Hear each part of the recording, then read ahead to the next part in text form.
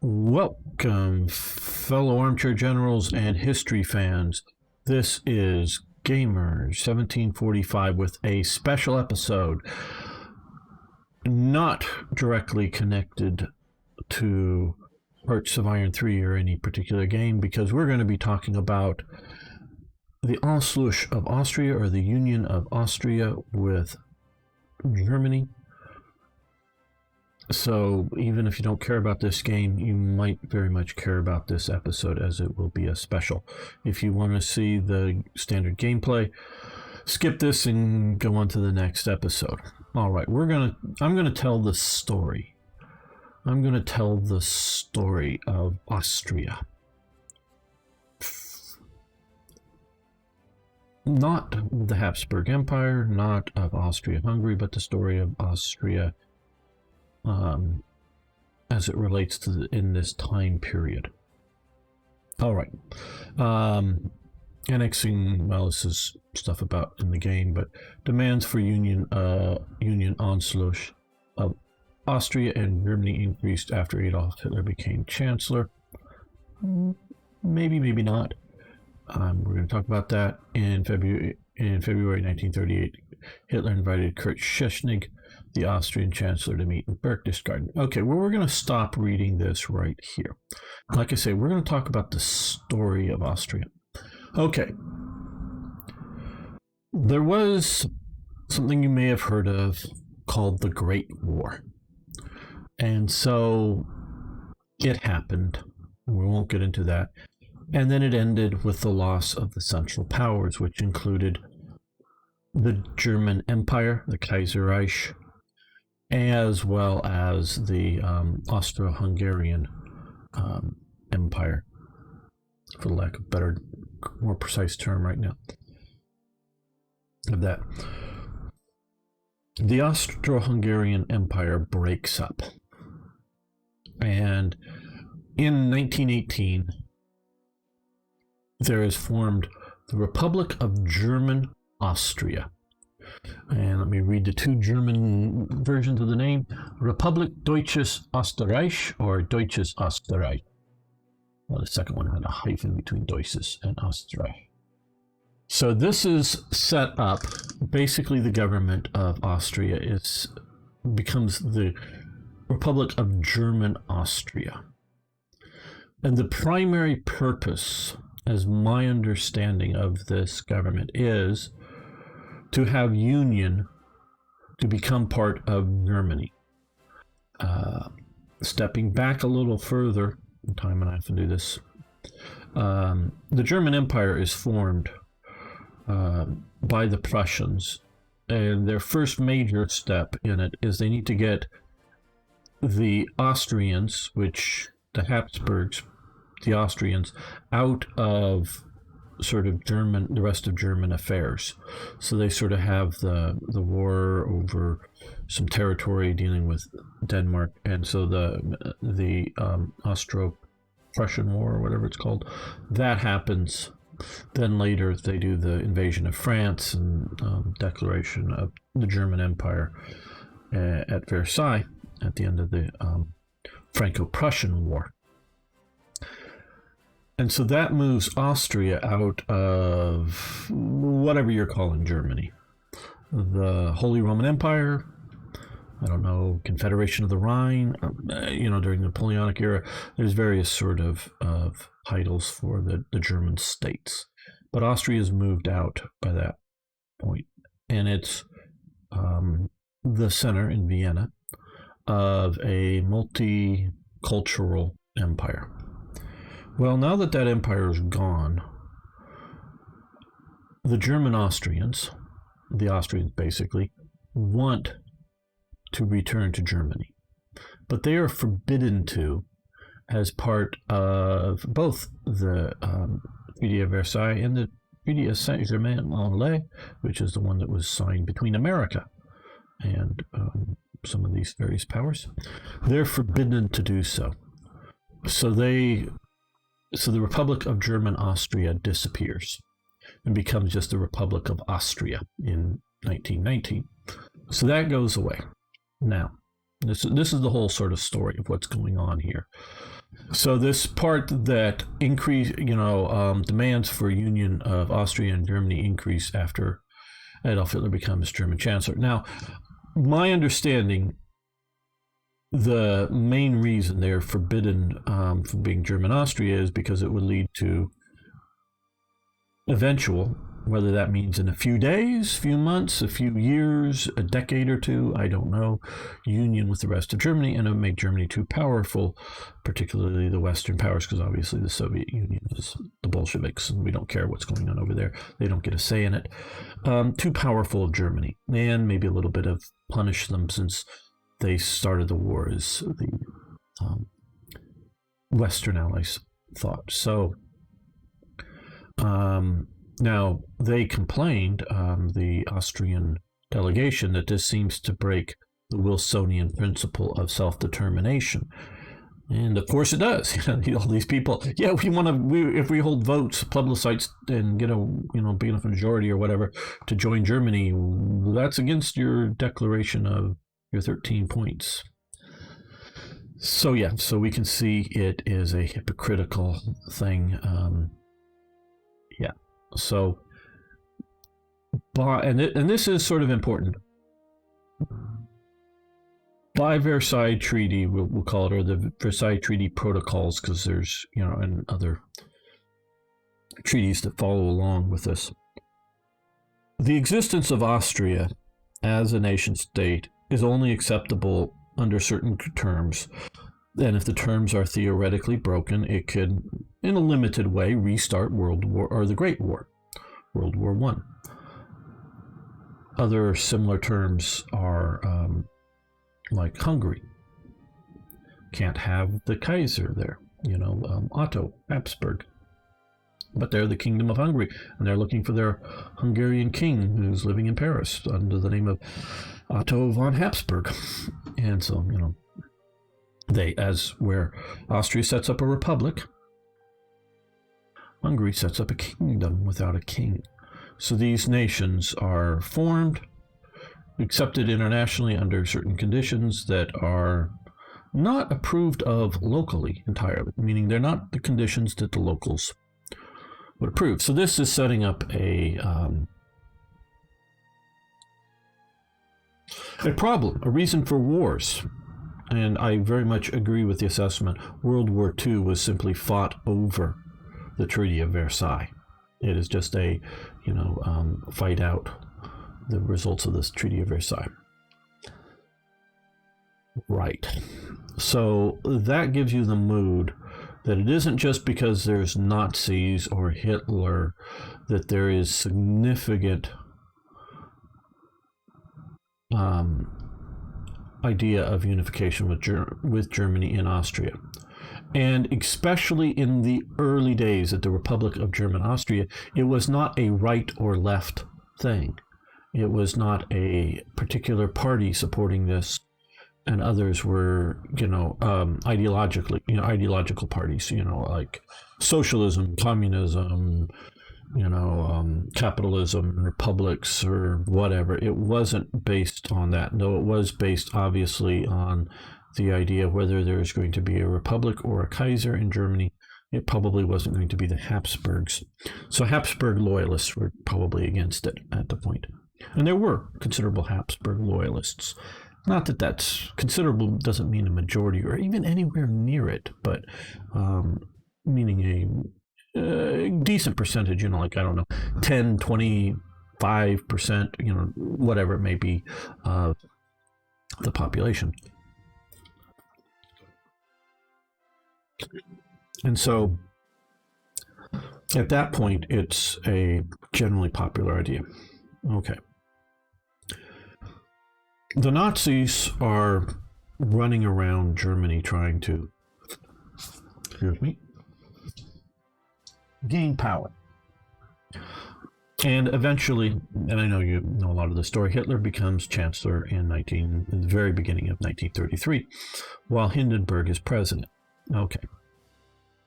So this gives a big boost to Nazis everywhere. And as we've seen, there are Nazis in places like Switzerland,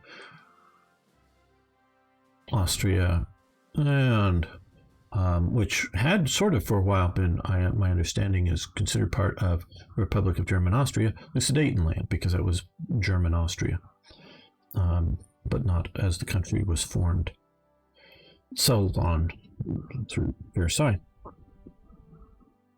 So a lot more power with the Nazis there. Now, in February, I believe it was, but early 1934, there is a brief multi-day, maybe even into a couple of weeks, minor civil war in Austria, which is mostly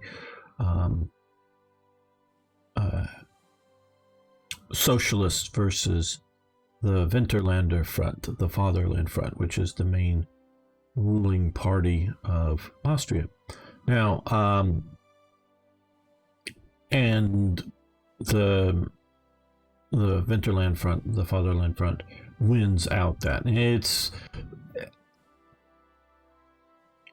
for both sides, from my quick reading, because I did read up on this just before this, maybe 500 people died, total on this. So it's not much of as a war goes, it's not much of a war. Consider you could have 5,000 or more die in a day in World War One. It was real fighting with real bullets zipping around and some people dying. But it's not a major civil war. And so this is when Engelbert Dollfuss becomes the head of Austria, chancellor, and basically suspends the constitution and turns it into a dictatorship. Now, the Fatherland Front is a Austro-fascist party, as it's called. Basically, it's a fascist party. It adheres to the general tenets, of my understanding, of fascism. And as part of it, it very much looks to Christianity and Catholicism as its sort of moral foundations. And it aligns itself with the Italian fascists. Now, this is counter to National Socialism, which is anti-Christian.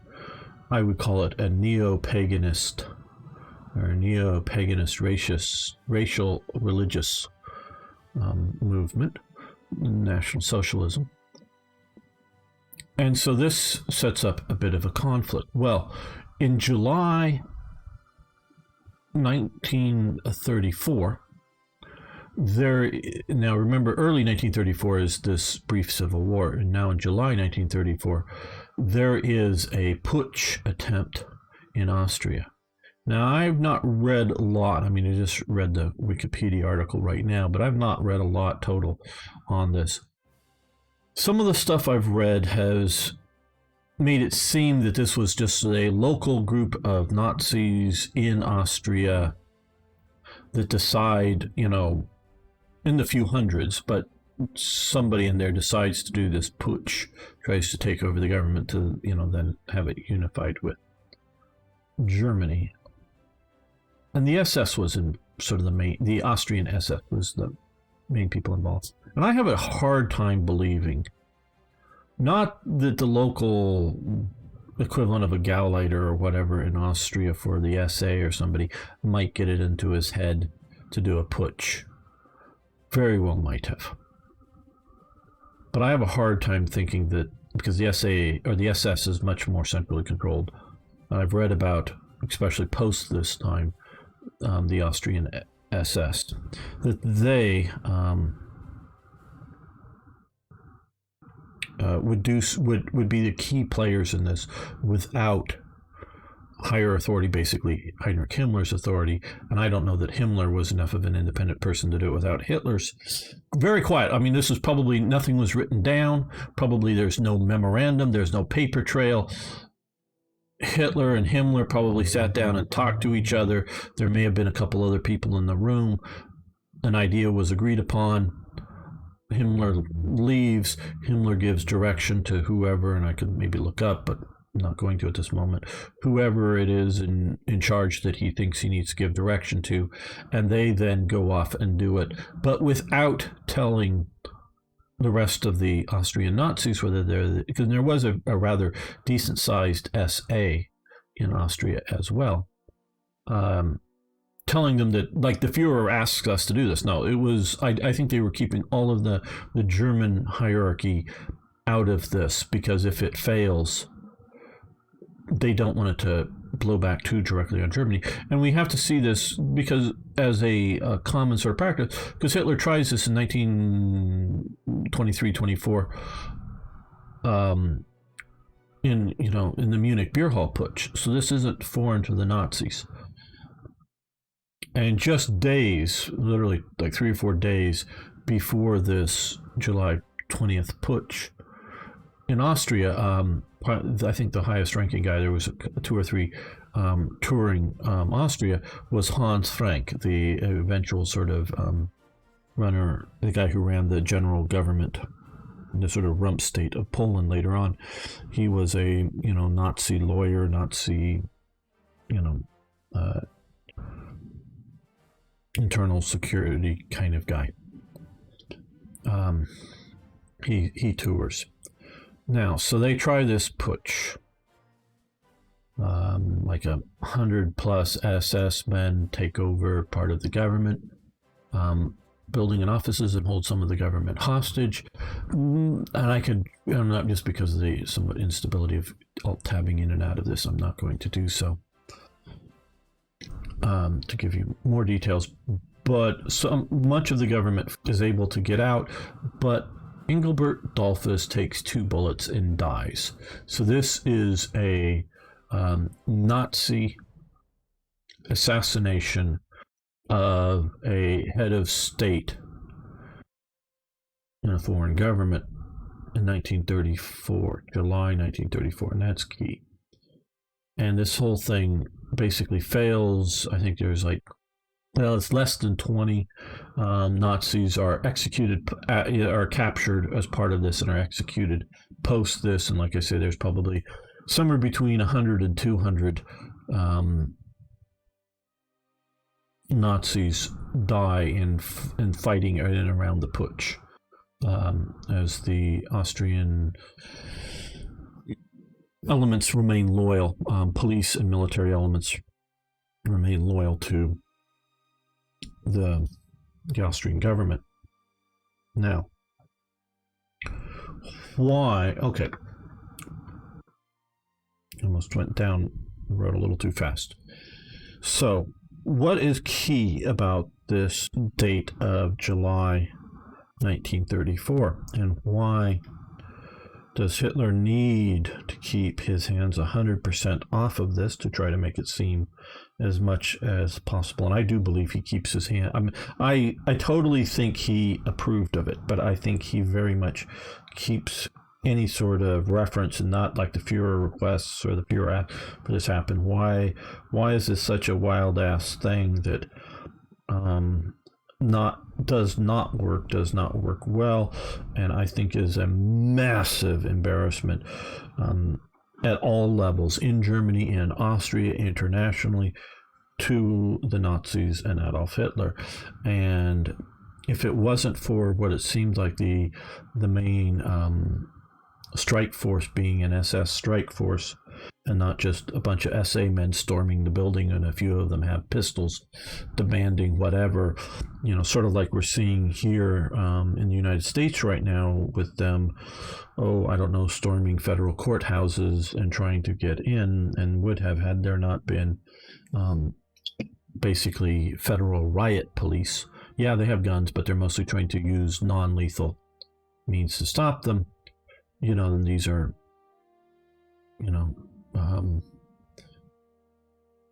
anti-fascist, fascistic.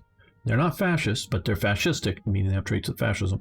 Thugs trying to take over government buildings. And you can see videos. Some of them have guns. They've shot people. Some people died in the Chaz. So, yes, it's the same type of thing. Obviously, out in a couple of state capitals or major cities in the West the United States, it's little, but maybe on the scale of Germany, it's sort of the equivalent of Austria, almost, not quite. So I could see that if it was just some SA men doing this, maybe Hitler doesn't have some prior knowledge and quiet approval. And one of the main reasons, if not the main reason, I would say the main reason he has to keep his name out of it is Hindenburg, who is president of Germany, who I am absolutely sure, because of the post-Versailles stability needing to be maintained, because Germany has a 100,000-man army, it might be able to put 500,000 men under arms, give them out rifles, but that ain't an army. I'm thinking the SA and some of the other veterans organizations and some of the other Freikorps type groups that are out there still in 1934, though most of them are being organized either into the SA or the I always say when I do this whatever the initials for the official Veterans Bund, which was maintained as a reserve militia for the armed forces in emergencies, quite possibly emergencies, say a putsch kind of thing. So Germany's just too weak to, stop a marching Franco-Czech, Polish, we're talking 1934, Franco-Czech, Polish army marching into Germany to deal with this rogue state who just assassinated or tried to take over a nearby country, that breaking the Versailles Treaty. And trust me, you could argue that if it looked too much like Germany doing this, is because Hindenburg is still in office, still alive. Okay, now had they just waited a few months, because Hindenburg dies in sometime, I don't know the date, but August 34. So had they just waited, I don't even know if the whole 30 days. But, had they waited 2 or 3 months after he dies, and Hitler is the undisputed. And see, this is also the thing in Austria and even in Germany. The Nazis aren't in charge yet. Oh, yeah, they sort of in a practical sense are. But the guy who's still in charge is Hindenburg, and the army is loyal to Hindenburg. And although they've done the enabling acts because of the Reichstag fire and banned a bunch of left-wing political parties, there's still, some of the other right-wing parties that, and we're going to get to them, the what is it? DNVP or whatever of Franz von Papen, who's still, was vice chancellor up until just sort of before this. It's sort of the Kristallnacht, right? In the aftermath of Kristallnacht, Franz von Papen resigns, and there is no appointed replacement as vice chancellor. So he actually resigns as vice chancellor before the death of Hindenburg. So, but he's going to be, he's going to be a key player coming up. So you still had, basically right around this time, you still had a vice chancellor who was not a Nazi. You have the president who's not a Nazi. You have other political parties. So Hitler is not yet in charge of Germany. He is just the head of the government, but not head of state. And the deputy head of government is not a Nazi.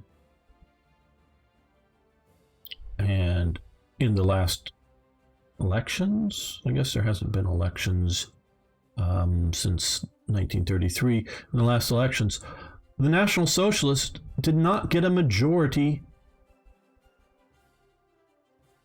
of members of the Reichstag. They got the largest amount of seats of any party, but they do not make up a majority party. Now, eventually, of course, they banned the left-wing parties, and I think at that point they may be actually a majority once you ban a bunch of the other parties and you don't replace them in the Reichstag. So, but still, you don't have clear-cut Nazis in charge. So this is premature. Now, the Nazis, of course,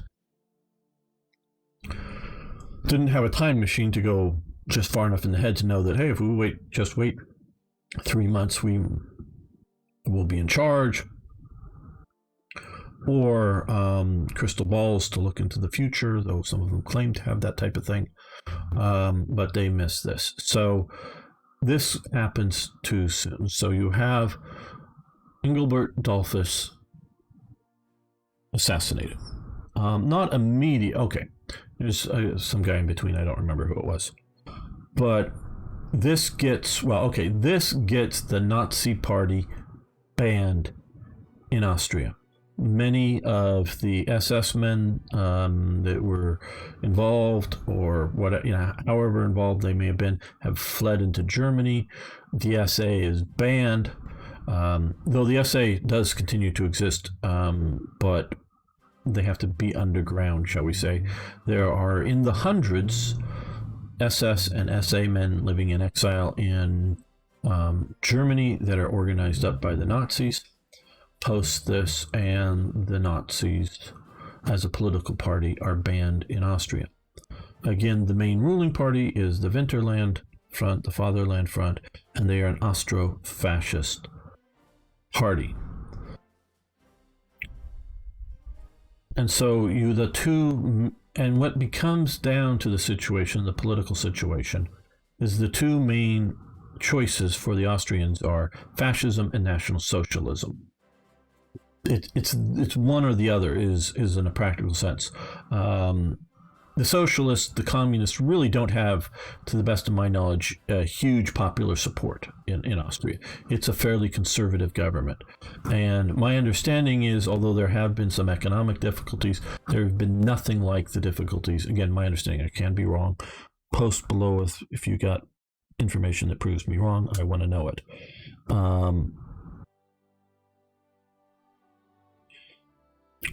So there hasn't been a lot of push to the left in Austria. So you have this going. Now, Schuschnigg becomes, we can see him here, Schuschnigg becomes, by 1936, he is the Chancellor of Austria. And although Dollfuss starts it, he continues his sometimes public, sometimes private relationship with Mussolini. I say that because they go and visit down into both Dollfuss and Schuschnigg. Go visit Mussolini, and that's obviously a public thing, but there's also, private correspondence between the two of them that doesn't get published until, post-war and people digging through archives. So now, during 1935, Mussolini is setting up the Three Powers Pact. It's I think it's January 1936. It's signed in Vienna. No, not Vienna, in Venice, Italy, down here, between Italy, Austria, and Hungary, that is specifically an anti-German or anti-Nazi defensive alliance, we should say. So this is in 1936. Mussolini is forming an anti-Nazi, and at least two of the states, his and Austria, are fascist. I wouldn't call, they were authoritarians. They were nationalists, but I would not call Horthy's government fascist, though there is fascist movement, the Aerocross movement going on in Hungary, and it has significant power, but it's not, they didn't sign it because they were in power or anything. It's an anti-Nazi defensive act. Now, Schuschnigg, his major driving focus is to block Anschluss with with Germany. Austria's Anschluss with Germany. Why the change from the Republic of German Austria to, hey, we aren't going to join up? They state, and there's supposedly lots of newspaper battles on both sides of the border, slamming each other's government going on, that is so long as the Nazis are in power in Germany, because Schuschnigg and a lot of the Fatherland Front are, I don't know if devout is the right term, but they're Catholics, they're Christians. They see this anti-Christian Nazi as a bad thing. That is their major, to my understanding, their major problem with it. And their secondary problem, I believe, isn't so much Austrian nationalism, it's more, oh shit, this may cause another war, if we do this, because, hey, Czechoslovakia, Poland, and France, and Belgium may all just start marching in on us. At this point it would be us, Austria, and Germany, and, to break up this illegal thing. Because I'll tell you what, if you announced, we're going to unify with Austria, let's go back. We're going to take back the Saarland and remilitarize the Rhineland, and we're going to unify with Austria, and we're going to demand Sudetenland, and we're going to demand the return of the Danzig corridor. We're going to do all this. If you announced all this in 1933, you would have seen French, Belgian, Czech, and Polish armies, and probably Italian armies, marching into Germany as a preemptive, preempting another great war. It's that it was happened in small increments, often justified by the conqueror's own rhetoric, self-determination of these people. All these people in Sudetenland are voting to, join the Reich, so you've got to morally let them go.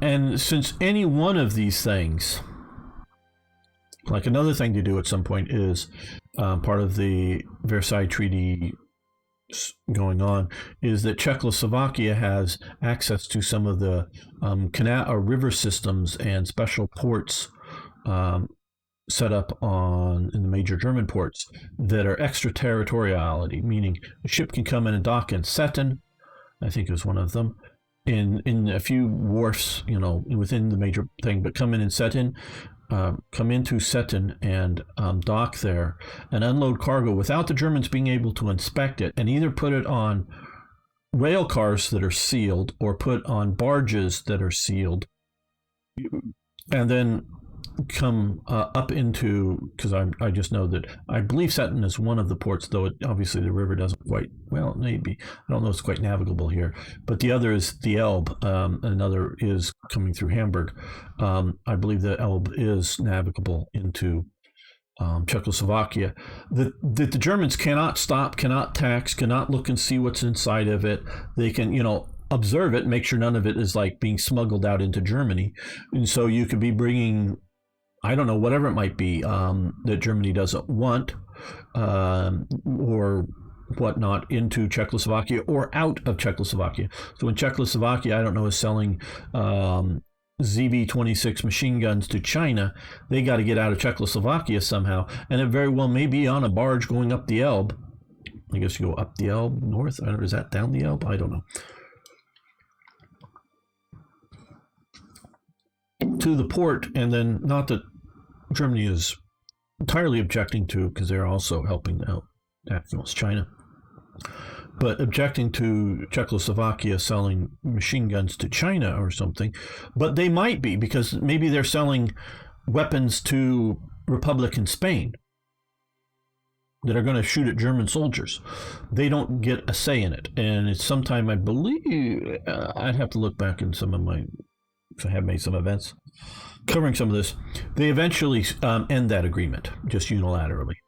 But it's just one more small little agreement that's breaking Versailles Treaty. And none of them, that's just like little, straws or little bits of weight added onto the camel's back. And each little one is not a problem, but eventually it's too much. But if you announce that it's going to be this at the beginning, there would have been time for the much better prepared nations around to come in and crush Germany. Okay, so Schuschnigg's big thing is not while Germany is National Socialist. We will not unify with them. We are anti-Nazi. Right. August 34. Hindenburg dies. And let's see if I can, because I have some of this stuff. At right about August, I think, don't have a specific date here, Hitler offered Papen the assignment of German ambassador to Vienna, and Papen accepted. Now, Franz von Papen is a rather staunch Catholic, and actually has some sort of special ambassadorial title also that he's had for some time from the one of the popes, the earlier pope. There's another pope later that during World War II comes around and doesn't renew it. So he is a rather devoutish Catholic, and so he is quite qualified to represent Germany, which is, I would say, clearly a Protestant majority. And we're just talking generally here in general religious cultural senses. So even if you go, hey, somebody's, in Bavaria, hey, I'm an atheist, I don't believe in any gods. Well, you've grown up in a Catholic world, so you have a Catholic viewpoint, even though you don't believe in God, as well as a lot of the people in the rest of Germany that are, in the north and other areas, growing up in a Protestant area. They may not believe in God or go to church, but they've grown up in a Protestant cultural environment. And that's what I'm talking about here. So the greater part of Germany are Protestants. And so that also is a bit of a concern to Catholic Austria. And so you send in a Catholic, a well-respected Catholic, as it were, because of his personal relationships with the Pope, the Catholic Church, not just somebody who happens to be Catholic, but somebody who has a long tradition of working with the Catholic establishment as the ambassador to Austria. And he starts the long process. Now remember, when he comes there, towards the end, because I don't know if it's quite in August or if it's a bit later, but it's in 34. He comes there. The Nazi Party is banned in Austria now, and there's a lot of mudslinging, shall we say, in the newspapers against both sides of the border. And so Franz von Papen starts negotiating, charming, working with the Austrians, visiting down into Italy, into the Pope, traveling around, trying to reassure Schuschnigg that Germany, and they even get some various declarations. One, I think, is something like something that says out of Austria that Austria is a German state. Now, they don't necessarily, when they're saying it's not like in the United States, like the state of Texas or the state of Maine, but it sort of is in a way. But it's sort of like the state of Prussia, the state of Austria, that the Austrians are acknowledging that Austria is a German country, if you will. If you replace the term state with country, it's not necessarily meant to be a German province. It's meant to be a German country, if you will. And their use, state and country, are synonymous, means the same. Different than a nation, because German, there would be the German nation, which would make up all of the areas of German countries. Sometimes you have a unified nation, sometimes you have a disunified nation. I don't know, like North and South Korea or East and West Germany. Everybody was clear that East and West Germany were both the same nation, just two different states. I would argue, because of only minor separation, shall we say, from 1870, 50 years separating out, and only sort of politically, but not so much culturally, separating out Austria from places like Bavaria and because you have to think it's all up into here. There's a lot, because it's, there were lots of Germans living in Prague, Austrian Germans living in Prague and other places during the Habsburg Empire. They're constantly dealing with the rest of Germany, so they're not that separated out. I would argue highly that Austrians, weren't significantly different flavor of Germany than if you were talking about Prussians, or especially East Prussians out in the Junkers territory, or Bavarians or Hanoverians, or whatever you want to do. There were cultural differences between them. Schnapps drinkers, beer drinkers, wine drinkers, whatever they may all be. Some guys wear lederhosen down here in the mountains, but they don't up in the north, or whatever. Sorry, Germans. I'm just trying to illustrate to the world that there are differences, and I'm not saying there are not, but there are more similarities. Now, Austria, with only a brief 38 to 45 unification with Germany, but separation and, I would say, denial of their role in World War II. Since all this time, maybe Austria is becoming a different nation and not part of the greater German nation. Maybe. I'm not saying it's there yet, but it's definitely heading in that direction, in my opinion. And I could change my opinion on that. That's not a hard and fast, but I sort of see that as a trajectory of Austria as a separate nation than the rest of Germany, as opposed to, like I say, when I was younger, it was, East and West Germany, and was Austria also Germany, but, a different state or a part of that. Okay, enough of that, but you get my point. So, get some of these declarations that are important out of Schuschnigg that, yes, Austria is a German state. Doesn't mean it's a subject or sub-state of Germany, as in, the German Reich, but is a German nation, if you will, or a German country, I guess would be the appropriate term. German country would be the appropriate term. So he's doing all these things. He gets the newspapers, if we stop throwing mud at you and this is one of the things he negotiates, and then they have to enforce, if the Germans stop doing anti-Austrian stories in the newspapers, will your newspapers stop doing anti-German? Yes, okay. And eventually he goes on and gets, I think it's the July, and I think it's in 36, there's an event around here. We probably saw 36 or 37. He gets the German, or the Austrian Nazi Party unbanned, because it's like the July Commune or July Agreement or whatever, unbanned in Austria. They're still banned from wearing political uniforms in Austria, so they can't march around in brown shirts or anything like that. There really can't be an SA, but there is. There always was. It just went underground, but it's a little less underground. But it's sort of a political party, so they can now vote and have, whenever the elections are, they can now have Austrian Nazis whose fundamental platform is unification with Germany. Run in elections, get them going. And so he's pushing this.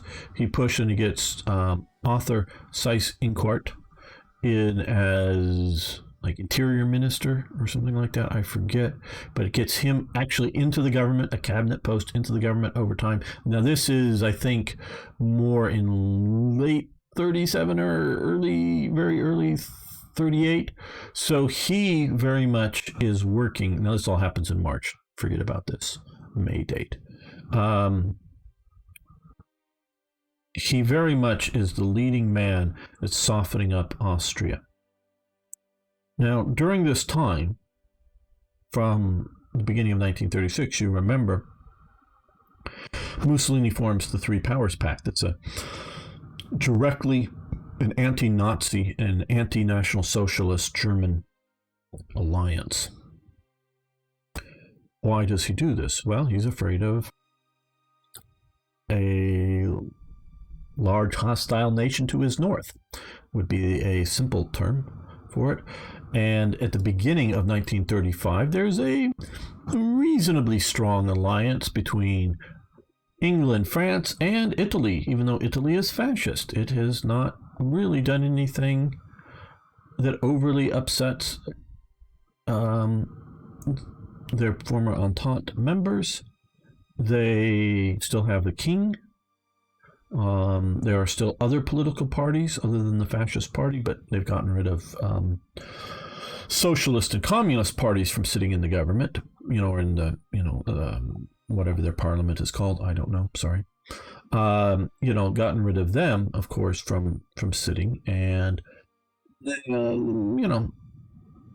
dealt with things in Italy, and especially if you, and I know this from an English perspective, the Italians seem bombastic to us, and I'm putting myself into that. An old joke, and I know I deal with some Italians, and I'm sure there's some listening here. What's one way to get an Italian to shut up? Tie his hands. Okay. So, and yes, I've seen Italians sit very calmly without hand gestures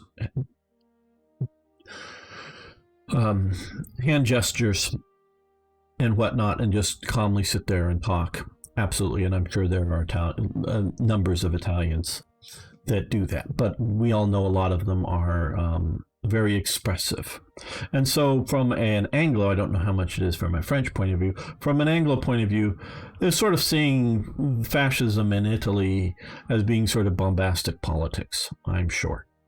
At that point, in the 1920s and the early 1930s, they see it as just bombastic politics because they have problems in France, near revolutions, kind of near, not actual revolutions, but things that might, in the early 30s, there's a sort of like there was in Austria, sort of street battles between fascists and communist socialists on the other side. So there's some of these things going on there. There's strikes and whatnot massive shutdown strikes going on in Britain that they're using the police to come in and break up. I mean, massive strikes, massive labor stuff that they're having to use. There isn't, yes, the BFU does exist and is growing, but they're really a minor blip on the horizon. It's the state power has to come in and deal with some of these things in Britain. So they're just seeing that Italy is just taking maybe needed measures against social unrest in a newly industrializing Italy. So they see fascism at that point as sort of bombastic politics, I would say. That's just my quick evaluation of it. So that's going along pretty good. But once Mussolini invades Ethiopia to get his rightful empire that Italy should have, using his perspective, that then gets Britain and France to lead in the League of Nations in an anti-Italian push, which includes an embargo of basically all trading with Italy, except for oil. Why oil? Maybe one critical thing that Italy needs is not on the list. I don't know, but it's not on the list, and specifically not. So basically all League of Nations don't get to trade with Germany. Well, the U.S. is not a member of the League of Nations, nor is Germany. And so this, just as Mussolini is firming up his anti-National Socialist alliance, his major alliance, because he's not trusting in 36, he's not trusting that France and Britain are going to be with Italy to defend them against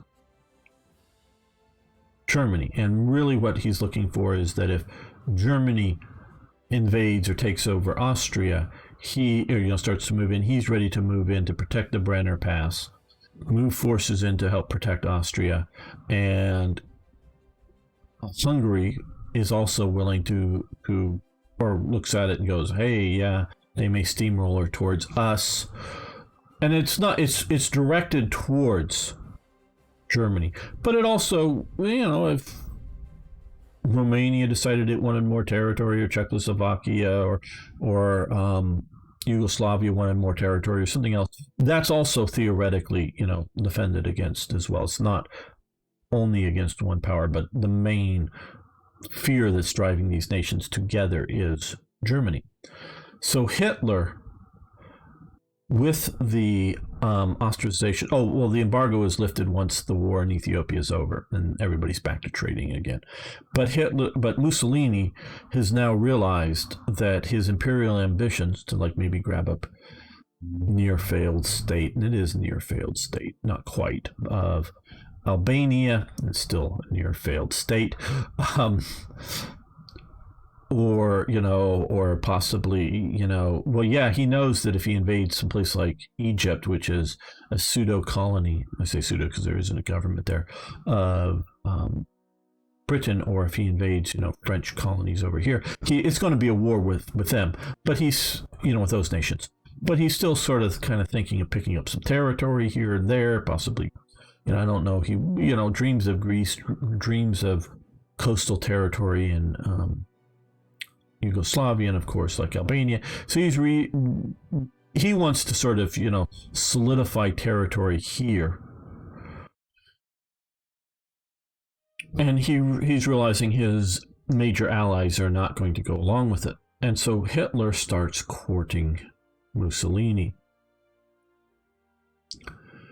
Hey, we're not a real threat. We're a good fascist altogether, which of course the National Socialists aren't. There are overlapping principles.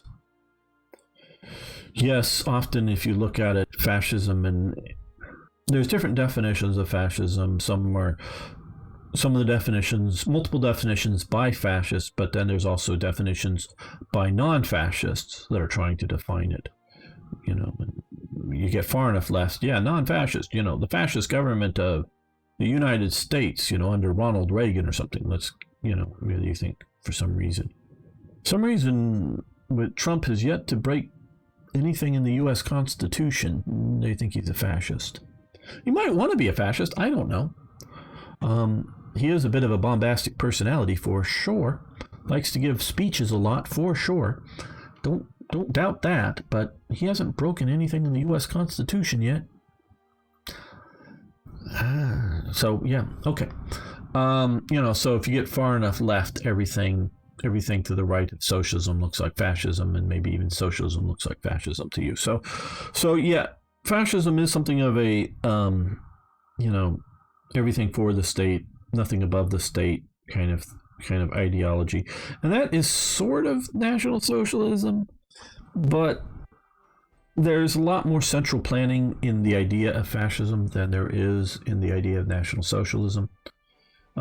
Hitler very much likes competing organizations. Could be government on one hand and private industry on the other competing, or different private industries competing with each other, or different government departments competing with each other. Hitler likes competition. He likes that Darwinian viewpoint of struggle with each other, and the best man's system, whatever wins, kind of thing. And so that's different than fascism, but it's also different in viewpoints in many other ways. So, but there is overlap. Extreme nationalism is definitely an overlap there. So Hitler is courting Mussolini, and Hitler assures them that territory lost by Austria and currently in Italy will not be demanded back by any future Reich.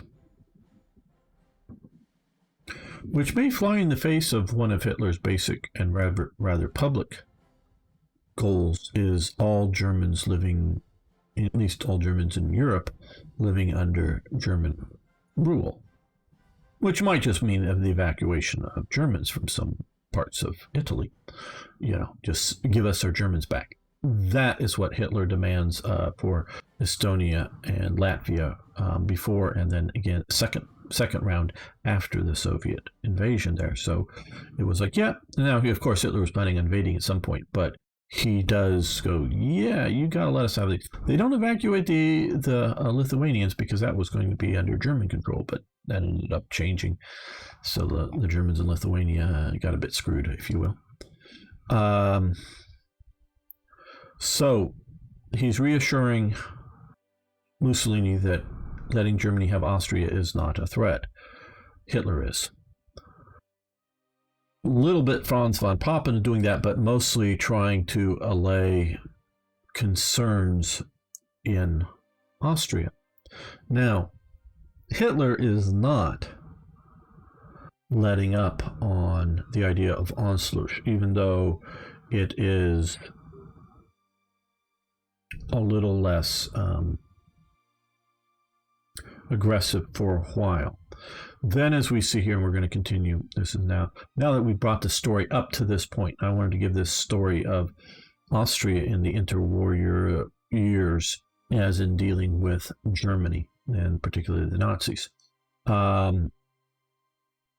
So Germany has now got to realize it's strong. It's defied the Treaty of Versailles, first in taking back the Saarland, which had been sort of under French administration and control, and then remilitarizing, because that happens in 35.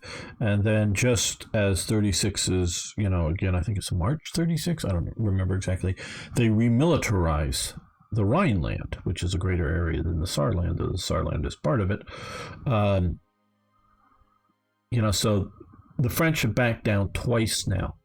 He is less worried about the French. He has got basic permission from Mussolini which is critical, over Austria, sort of like getting permission from Stalin to take out Poland. He gets permission from Italy to take out Austria. Basically, that if he comes in, Mussolini going, what, a 3 powers pact? Did I sign such a... You got a copy of it? I'm not sure I even signed such a thing. Now, of course, he drove it up ahead, and it basically becomes a moot question by this point. No one really, I think, even, questions it at this point, that it's no longer a valid document. So he gets the sort of acceptance from Mussolini, which is a critical thing. He's not, at this point, he's not consulting the French or the British or anything like that. This is not like what later happens at the Munich Agreement. So he's ready to put the squeeze on it. So Hitler invited Kurt von Schuschnigg, the Austrian Chancellor, to meet him at Berchtesgaden. Hitler demands concessions for the Austrian Nazi Party. I think because they have moved Seyss-Inquart into one of the cabinet positions, I think it's more cabinet positions or whatever. He's really pushing at this point. And he's still pushing for a staged, gradual Anschluss. He wants it to appear to be as much an Austrian idea, if not more of an Austrian idea, than a German invasion. Schuschnigg refuses, and this is key here. Like I said, Schuschnigg, I don't know how much of a Austrian nationalist he was at heart, because you look at his age, this is 38, 28, 1918, 20 years, he's like 40 something. I don't know. I don't know his he's probably 50 years old. Okay, I'm just going to go with 50 years old without, or in that kind of range. Not an old man. He's not like, Hindenburg about ready to go. He's still, vigorous middle aged. But, so he's probably at least 50 years old. So 30 of his years were part of the, Austro-Hungarian Empire. Austria, as a political entity outside of an imperial entity is, very new thing. There's not a lot of people, in my understanding, are Austrian nationalists. They might sort of use the term, as part of the Austro-Hungarian Empire, but they're sort of the Germans that are allied to the Habsburg Kaiser, as it were, if you will. And so I don't know how much, but there may be Austrian nationalism there, but I see it much more as German Catholicism-ish. German Catholicism-ism. Yeah, that's how you would say it. In that he's supporting German Catholicism as well as sort of German Christianity in a broad sense, but specifically Catholicism as an anti-Nazi in particularly those realms. Again, figuring that state authority is very powerful in his ideology. They do have, as fascism, they do have a fairly left-wing social welfare type viewpoints, left-wing viewpoints of control of industry for the benefit of the workers, because from what little reading I've done, I don't know that there is much ideologically separating them in a sort of an economic, social sort of viewpoint from Italian fascism. It's just, I guess, fascism without the hand waving, going back to my somewhat real joke of dealing with the Italians, sort of German reserved version of Italian fascism. And I don't know, which you have ultranationalism under fascism, but I don't know how much that term Austria really meant to these people.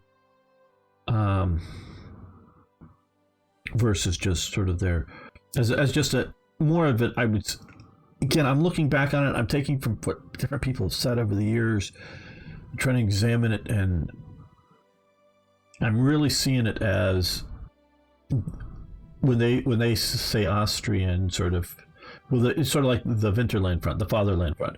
The Fatherland is the fatherland. And when the party is called the Fatherland Front, they're referring to the fatherland. The fatherland. Not, little dad land. I see it as sort of a Germanness thing, not an Austrianness thing. Again, this is my assessment. I don't know I have many Austrian viewers. My personal experience in Austria has been very hard to find people who spoke English, where it was very common in Western Germany, or when I was actually there as West Germany.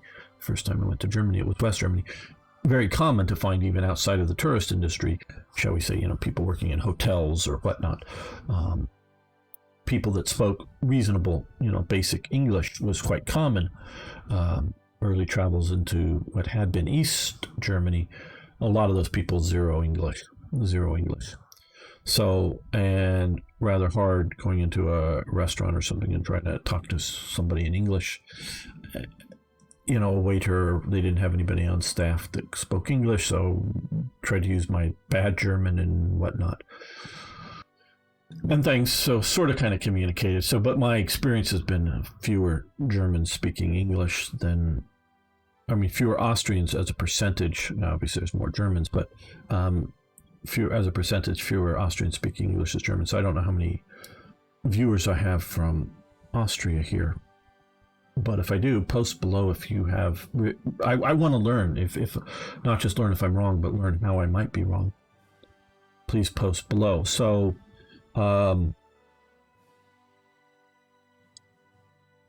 Hitler wants this sort of gradual pushing approach. Schuschnigg refuses, and then calls for a plebiscite, a referendum on the independence of Austria. And this Hitler cannot allow to have happen. He just cannot allow it to happen. Because what if, heaven forbid, there was a plebiscite and the great majority of people in Austria vote and it is actually a defeat for Hitler? And even not as bad, but even bad, what if it's only a 60% vote in favor of unification with Germany? Now, their, shall we say, polling later on in the Sudetenland shows that the overwhelming majority of the Sudeten Germans would vote clearly to join the Reich. Were they all Nazis? Well, they were voting for the Nazi Party, their version of the Nazi Party. I don't think they knew what Nazi was because they got it through their own lens. Not that they had zero idea, but they just sort of equated it with becoming German. I really think, and a bit of authoritarian, but authoritarian wasn't a problem with them. And so they were just willing to go where you didn't have quite as strong a support ever in Germany as you did in the Sudeten Germans for the Nazis.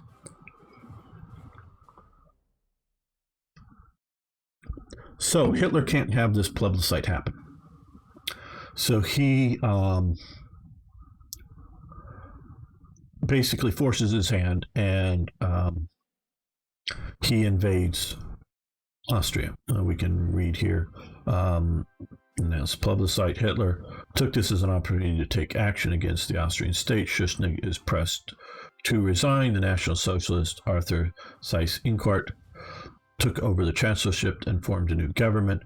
The Austrian National Socialists took power in Austria on the morning of March 12th. So we're seeing again 9th to the 12th, 3 days. He's in Berchtesgaden, just across the border here. And 3 days later,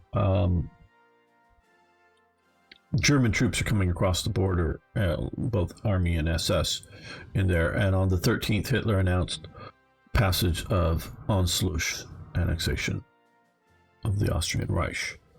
So we're going to go ahead. We're going to form the divisions. And I think there's another little event. We're going to come back and sort of replay some of this. I don't think it matters, but so the actual sort of game will be its own slightly different dates and whatnot, I'm sure, but because I had to sort of replay to get this thing happen a couple of times. But I want to have maybe a day or two go by here because I think there's going to be another pop-up, or I'm not going to wait too long on it. Okay, Battle of the Century, established propaganda. We don't care about that. Okay, this is sort of what I wanted. Here, I saw this. I haven't read this one yet. Hitler's journey through Austria became a triumphal tour. The climax in Vienna on the 15th of March. Okay, remember 9th, 12th, 13th. Now the 15th, 2 days later, went around 200,000 cheering German Austrians gathered around the Heldenplatz Square of Heroes to hear Hitler say that the oldest eastern province of the German people shall be from this point the newest bastion of the German Reich, followed by his greatest accomplishment, completing the annexation of Austria to form Greater German Reich. So this is where you now create Gross Germany. Or Großdeutschland, sorry. Großdeutschland is now formed, Great Germany, by saying als Führer und Kaiser der deutschen Nation und des Reich melde ich vor der deutschen Gesellschaft Herren den Eintritt meiner Heimat in das Deutsches Reich. Good to know. Okay. And so we did see in the earlier episode where they held a plebiscite. So now that you have this happen, they hold a plebiscite. That it happens both in Germany, or in what had been Germany, and in Austria. In Austria, it is overwhelmingly approved. Leading up to it, they fly some Zeppelins around, doing all kinds of propaganda stuff. And you can see that there is a big circle for yes, yeah, small little circle for 9. And they said any vote put into the thing without an X on it, to the box,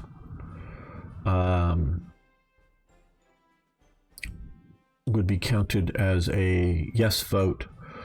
And I do believe that now, everyone who's listening and watching, always note my language. I try to speak very precisely. Like when I say I believe, doesn't mean I know. And obviously I don't know because I wasn't there in that sense, but from what I've read.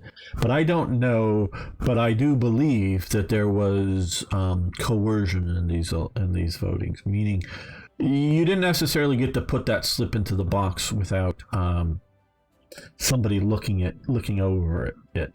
And I do believe they took names of, in at least some cases, in at least some places, took names of who didn't vote the right way. That type of stuff. I know, and in cases it went on under Germany. I don't know how widespread. Don't know how much that was in Austria. But we definitely see a Nazi party controlled vote that then overwhelmingly, I don't right offhand know, but it's more than 80% votes to join the German Reich. In these days, there is a lot of people fleeing Austria, including, I think, out of Vienna, on basically what probably the 12th or whatever, a caravan of, I don't know, 6-8 cars that are the Rothschilds, that are Jews, of course, that in Vienna, that pack what they can in just a matter of hours and drive out of Austria before the borders are closed, because German Jews are very, if not encouraged, they may be encouraged, but if not encouraged, very much allowed to leave Germany. You want to leave Germany? Go, bye, have a good time. You're out of here. Oh, any like real estate type property? That ain't going anywhere. You can sell it to a German, but if you leave, we'll just take it over. People like Christian Weber, Hermann Goering, and others are threatening people to, I know Christian Weber was threatening people who had really nice homes with really nice stuff in it. This is, various stages of this. You might want to sell this to me. Oh, yeah, I'll give you good $10,000 for this, $100,000 night, in their money in those type terms. And obviously it's the Reichsmarks or whatever, with all these really nice furnishings, you sell this to me, I'll pay you $10,000 for, $100,000 worth of property or whatever. And whether, where does he come up with the money? Well, he has ways to come up with the money. And then, of course, he might sell some of the paintings and other objects of art, or sell the house to some other German at some other point and make money out of it. So, people got real money out of the stuff, but nowhere near the market value. Just think how you would feel. So you could abandon your physical property. You weren't going to take out your physical property. Oh, your bank accounts. Yeah. No, you don't get to take out any money out of Germany of any substantial amount. So basically, unless, and I know people, Jews always had money internationally. Hell, there were a lot of poor Jews that were just working stiffs. And then there were other Jews that were just working stiffs that maybe, middle class, well off. I mean by poor Jews working stiffs, I mean laborers. I mean just uneducated laborers. There were definitely Jews like that. And there were Jews that were middle class, but they didn't have great savings. They didn't have international bank accounts. They just, they might have a highly technical skill of like a silversmith, I'm saying an apprentice, not like a guy who owns the store, but, may have a really good technical skill of some sort, and made good money, but they're not rich. And maybe even if they owned their own shop and lived above the store and lived a nice middle class life, they didn't have money to just like have international bank accounts. Now the Rothschilds I know of Austria, they basically lost functionally just about everything they had. I mean, the convoy does get out, and there's valuable paintings and whatever, but the greater amount of their wealth is just gone. So yeah, they get out that way, and others flee out of Austria, out of Germany over the years, and we'll see some events covering some of that. But a lot of them come out, if not penniless, very near penniless. And a lot of them just like, people, I don't know, am I in denial? And do I feel that California is going to come to its senses one day and vote all these stupid Democrats out? Just wait long enough. My father thinks you got to get out of that state. He's already left. But a lot of them are, hey, we just weather this out another few years, Hitler will be gone, and things will get back to being okay again, and we don't want to give up all of our houses, properties. We have no ability to smuggle money out of any substantial abilities. Oh, and we only speak German and maybe Yiddish or something, but and we're just going to be penniless paupers in some other country. But here is our home. We're used to this city. We're used to this place. This is our home. We don't have anywhere to go, kind of thing. Now, of course, if they, again, as talked earlier, if they knew what the final solution was going to be, they would have been flooding out, of course. But they didn't know that. That wasn't what was informed earlier on in the build up to what comes. So you have a lot of people fleeing Austria that would have been in opposition. And still in 38, unlike what's happened here, you still have, especially in March 38, a Spanish Civil War going on. So there was, I believe, a fair amount, maybe just in the hundreds, of anti-Nazi Germans, some of them definitely from Austria, joining up with the Republican forces to fight against the Germans, but in Spain. So, yeah, and so a lot of what would be the opposition goes away. A lot of the people that would have voted the other way had it still been Austria just sort of vote and put their heads down and try to make the best of it, even if they're not terribly in favor of it. So we see integration into of Austria into Germany, but basically terms like Austria disappear because they don't want that to be a thing anymore. They want it all to be just greater Gross Deutschland. Ostmark, that does stay around as sort of a provincial type name, Ostmark. But Österreich goes away under the National Socialist viewpoint. Thank you for making it this far. I really do appreciate it. If you haven't already, like I say, can you give it an upvote? Can you share this out? I think this is an important story for people to know. If you haven't already, please subscribe. And again, post corrections, comments, questions, stories you can share from your family history if you have one involved, or if you've just read stuff about Austria and in the interwar years, and particularly dealing with Germany and the Nazis. Love all that post below.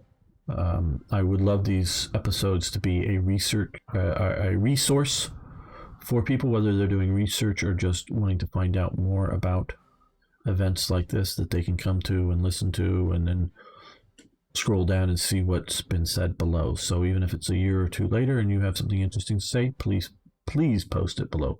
Thank you so much. See you next time for more Hearts of Iron.